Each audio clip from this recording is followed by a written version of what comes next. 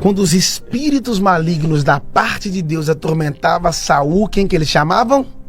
Davi. Davi ia lá tocar harpa, né? Sim. A questão não é saber se você é bom para tocar. A questão é saber se você toca na unção. O Davi tinha habilidades para tocar, mas tinha autoridade da unção. Sim. Porque o que sustenta a unção é o seu caráter.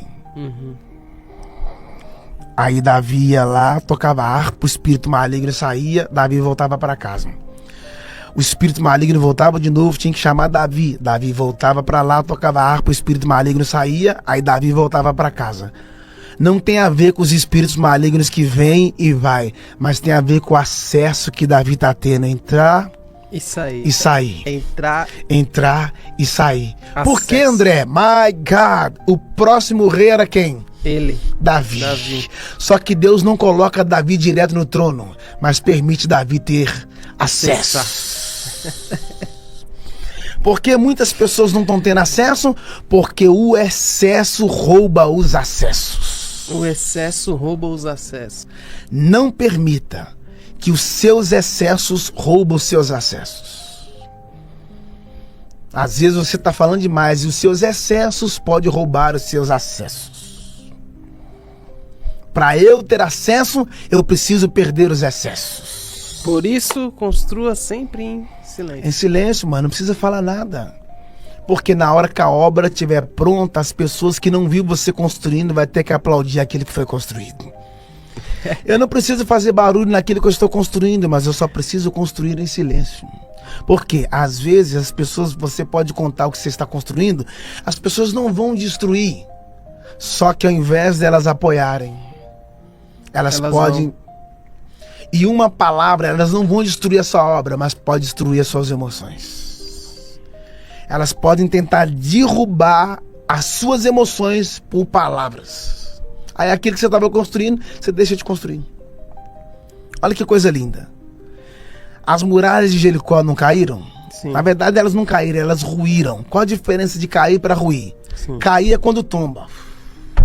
Ruir é quando desce. Sim. E aqui está o mistério.